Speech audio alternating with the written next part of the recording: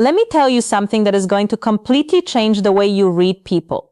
There is a specific kind of communication that happens every single day between men and women, in coffee shops, on casual hangouts, in workplaces, in friend groups, everywhere. And the vast majority of men are completely blind to it. Not because they are unintelligent, not because they are not paying attention, but because nobody ever taught them what to look for. And the cost of missing it is enormous. You walk away from situations that were practically handed to you thinking nothing was there. You misread signals that were as clear as daylight to everyone except you. You stay confused about where you stand with someone when the answer was being communicated to you the entire time through a language you simply had not learned to read yet.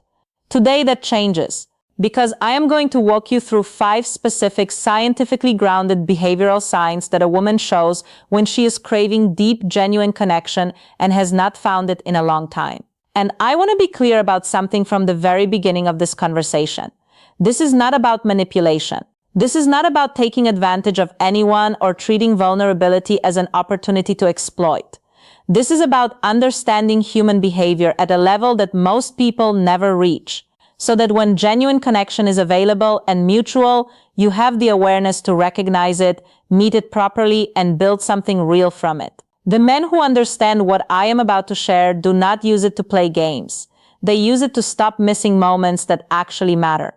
So let us get into it. Starting with sign number 1, and this one is rooted in something genuinely fascinating from the science of human touch. When a woman has been without real quality physical and emotional connection for an extended period of time, and I am talking about genuine intimate connection, the kind that makes you feel truly seen and truly wanted, not just surface level interaction, something begins to happen in her body that researchers have actually given a name to. They call it skin hunger. And I want to explain what that actually means, because understanding the biology here is what makes everything else on this list make sense. Your skin contains millions of sensory receptors, and a significant portion of those receptors are directly wired to the systems in your brain that produce oxytocin and dopamine. These are the chemicals responsible for feelings of safety, of being desired, of genuine emotional warmth and connection. When those receptors go without meaningful contact for too long, the need for touch does not just stay psychological, it becomes biological. It becomes a physical craving that the body generates regardless of what the mind wants to project on the surface. And when that craving reaches a certain intensity, it begins to express itself through behavior. Subtle behavior, almost unconscious behavior. But behavior that is absolutely there if you know what you are looking at. What you will start to notice is that she finds small, socially acceptable reasons to make physical contact. She hands you something and her fingers brush yours for just a beat longer than the transaction required. She laughs at something you say and lets her hand rest on your forearm, not for a quick, polite second, but for 4 or 5 full seconds. She reaches over to fix something about your appearance, your collar, a chain, something on your shirt, even though nothing actually needed fixing. She sits closer than the available space requires, so that there is a light, warm pressure of contact that neither of you has directly acknowledged. She plays with your fingers during a moment that is technically friendly but feels like something more. And here is the part that most men completely miss when these things happen. Every single one of those touches is not random. Every one of them is a test. A quiet, almost unconscious check to see how you respond. Will you pull away awkwardly? Will you freeze and act like nothing happened? Will you get nervous and kill the energy? Or will you receive it calmly, naturally, with the steady warmth of someone who is completely comfortable in the moment? Because how you respond to those small tests determines everything about where things go next. If you flinch or go stiff or get weird about it, her brain registers that as a kind of rejection and the door quietly closes. But if you receive it with calm, natural confidence, if you let the energy be what it is without making it awkward or dramatic, you have just passed the first and most important invisible test. And she has taken note. Now let us talk about sign number 2, because this one is just as powerful but operates in a completely different register. Sign 2 is that she starts seeking emotional validation in very specific and very telling ways. When a woman has been without genuine high-quality masculine presence and attention in her life for a meaningful period of time, a very particular kind of emotional void develops. And I want to make sure you understand what this void is actually about, because it is easy to misread it. This is not about ego. It is not about neediness in the shallow sense. It is about something much more fundamental. It is about the need to feel emotionally seen. And that need, the need to feel that someone genuinely perceives you and values what they see, is actually a prerequisite for deeper connection of any kind.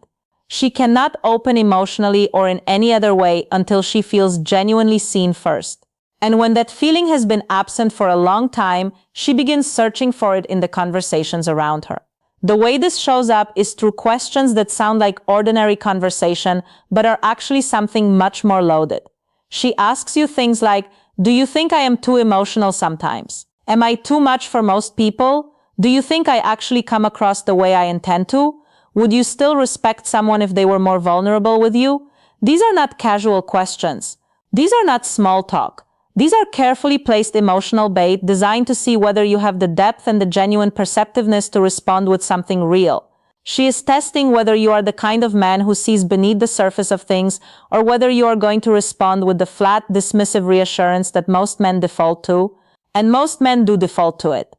They say something like, no, you seem totally fine, or everyone gets emotional sometimes, and they think they have been supportive and kind, but what they have actually done is confirm that they are not paying real attention. They responded to the words without responding to what was underneath the words. And that gap between what she asked and what she actually needed is exactly where real connection lives or dies. The men who pass this test do something different. They respond to what is underneath. They look at her and say something like, I think you feel things very deeply. And honestly, in a world where most people are trying to feel as little as possible, that is actually rare and genuinely powerful. Not a flinch, not a dismissal, not a generic reassurance, a real response that demonstrates real perception. And when she receives that, when she experiences someone actually seeing the thing she was reaching toward, the connection that opens up in that moment is qualitatively different from anything surface-level interaction can produce. You have just built a bridge that most men do not even know exists. Sign 3 is fascinating from a purely biological standpoint, and once you understand what is driving it, you will never be able to unsee it. Sign 3 is that her body language becomes extraordinarily communicative, often in ways she is not consciously aware of. When a woman has been in a prolonged state of emotional and physical disconnection, the part of her brain that governs attraction and survival instinct becomes genuinely hypersensitive. Think of it as her awareness being turned up to maximum. Her system is primed and searching in a way that it is not when she is feeling regularly and genuinely connected. And what happens as a result is a cascade of micro-behaviors, small physical signals that her body produces almost entirely outside of conscious control.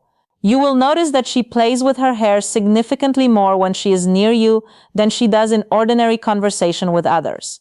She crosses and uncrosses her legs in a way that reflects physical restlessness. She mirrors your body posture and your movements with an accuracy that goes beyond ordinary social mirroring. She leans her entire torso toward you even when there is plenty of space to remain comfortably distant. Her pupils dilate when she looks at you, which is entirely involuntary and one of the most honest signals the human body produces. She touches her lips more frequently. She adjusts her clothing repeatedly, pulling things into place, fixing her neckline, smoothing something. Not because anything is wrong, but because physical self-awareness is heightened when attraction is present. And here is where the critical mistake happens, because this is where a lot of men ruin something that was genuinely building. They see these signals and they interpret them as a green light to immediately accelerate.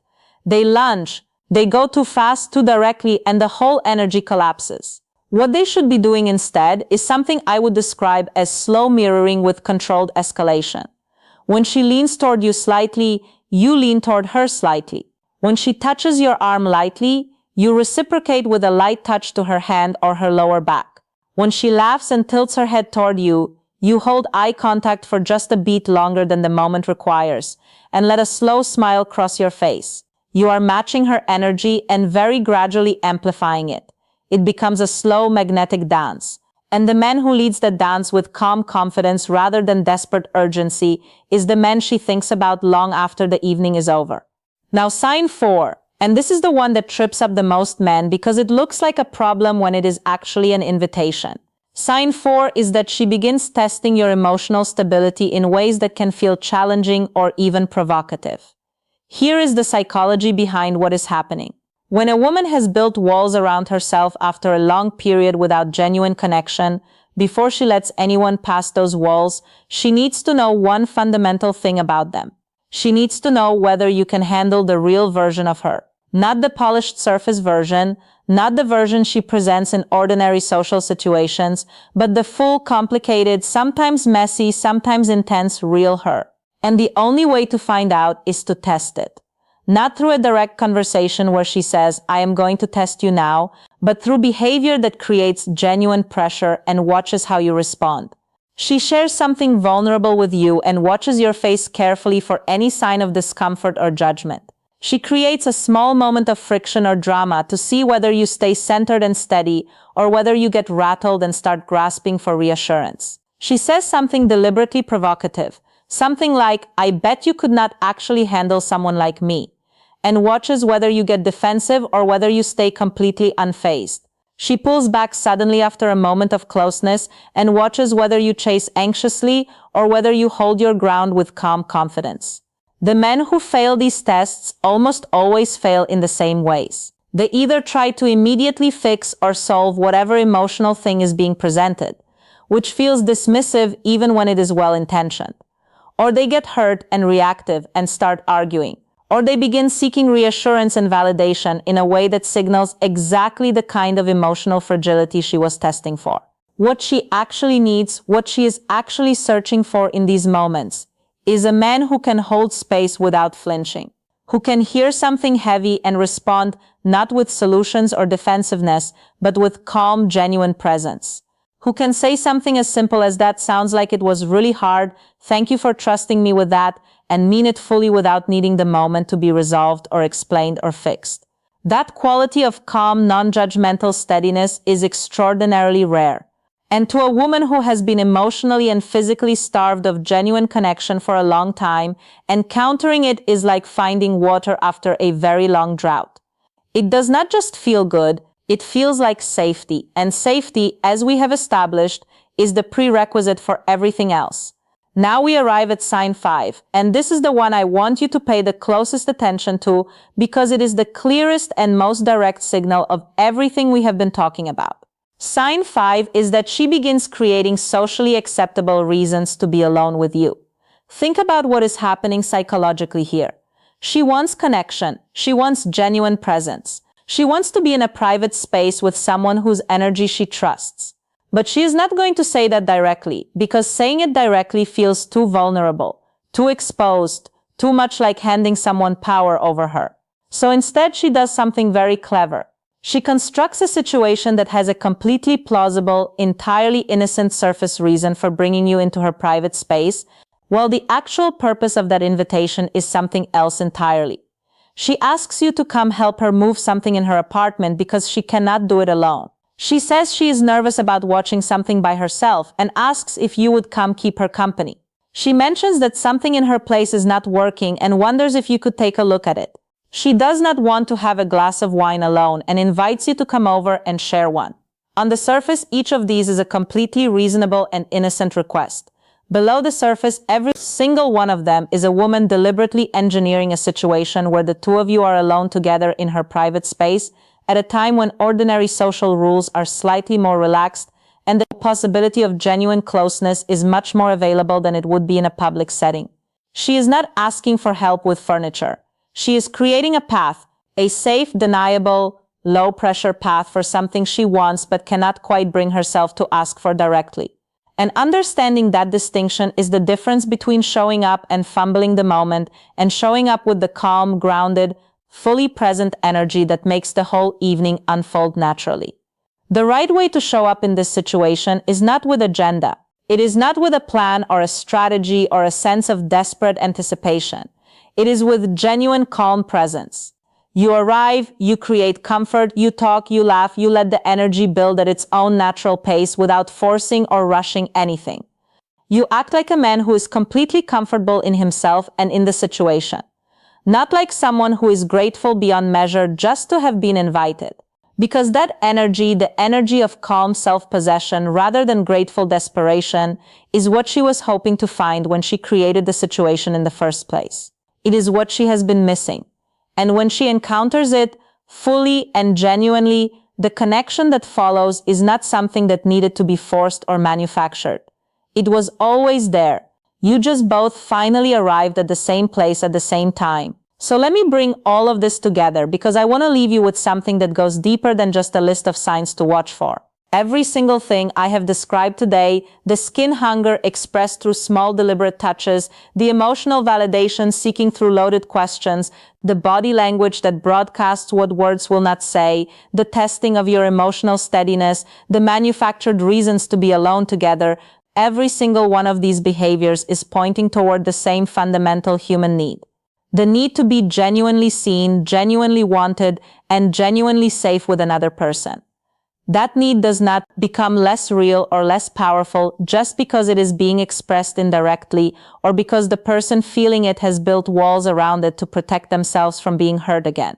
The men who understand this and respond to it with genuine perception and genuine steadiness are not playing games.